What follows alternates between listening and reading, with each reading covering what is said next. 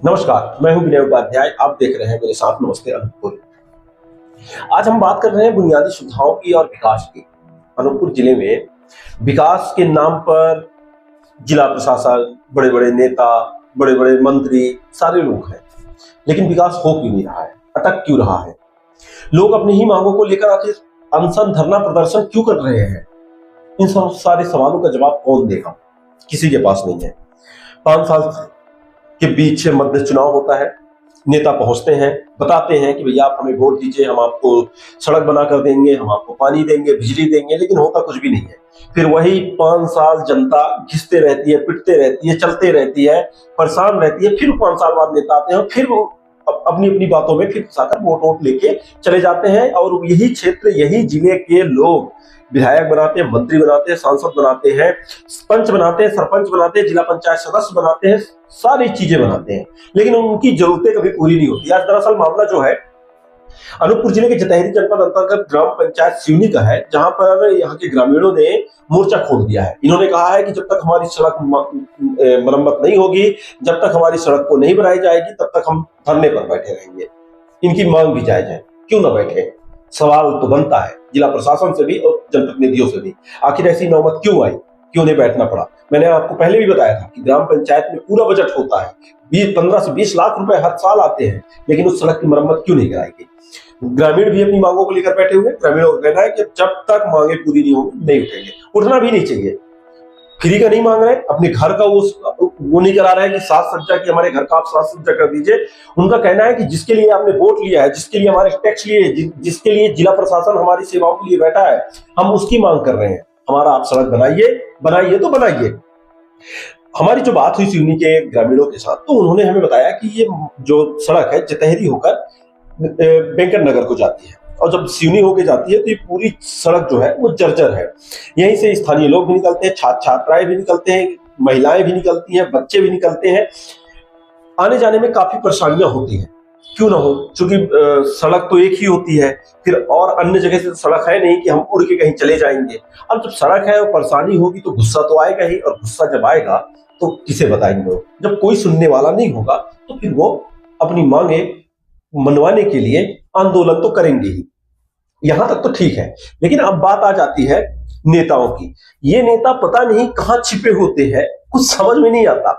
लेकिन जब 5 साल जैसे ही होता है, चुनाव जैसे ही आने लगते हैं, 2028 में यहाँ पे विधानसभा चुनाव है, और आप देखिएगा 2027 से माहौल बनना चालू हो जाएगा। मैं सबसे बड़ा सेवक, मैं सबसे बड़ा जनहितैषी, मेरे को वोट दीजिए, मैं चाहूंगी कि विकास करूंगा। अब 2028 के बाद इनका कहीं रता पता नहीं चलेगा। 2023 में चुनाव हुआ था, अब 2028 में, अब बीच में जो जनता है वो पिस रही है। जीता जागता उदाहरण आप सिवनी ग्राम पंचायत में देख ही सकते हैं। हालांकि क्या मांगे हैं, क्या कैसी है, हम आपको पूरी रिपोर्ट में खबर दिखाते हैं। ग्राम पंचायत सिवनी में जर्जर और कीचड़ युक्त सड़क की समस्या को लेकर ग्रामीणों का धरना प्रदर्शन बुधवार को भी जारी रहा। ग्रामीण रविवार शाम से पंचायत भवन परिसर में धरने पर बैठे हैं और सड़क निर्माण का स्पष्ट समय सीमा मिलने तक आंदोलन जारी रखने की बात कह रहे हैं। ग्रामीणों की समस्या सुनने पहुंचे नायब तहसीलदार राजेंद्र दास पनिका ने आवेदन लेकर वरिष्ठ अधिकारियों को अवगत कराने तथा सड़क निर्माण की प्रक्रिया पूरी होने के बाद कार्य शुरू कराने की बात कही थी। हालांकि निर्माण कार्य कब शुरू होगा इसकी स्पष्ट जानकारी नहीं मिलने से ग्रामीण नाराज हैं। मैं ग्राम निवासी सिवनी गांजर रोड से बोल रही हूँ, ममता राठौर। हम लोग के यहाँ सड़क एकदम ऐसी है कि चलते नहीं बन रहा है।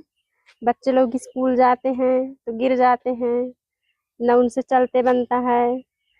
और यहाँ से अगर तो छिंदी तालाब के पास जाना पड़ता है तो पैदल जाएं या फिर गाड़ी के सहारे से जाना पड़ता है। अच्छा, जब आप मतलब किसी का तबीयत खराब हो जाता है तो आप कैसे आप जाते हैं?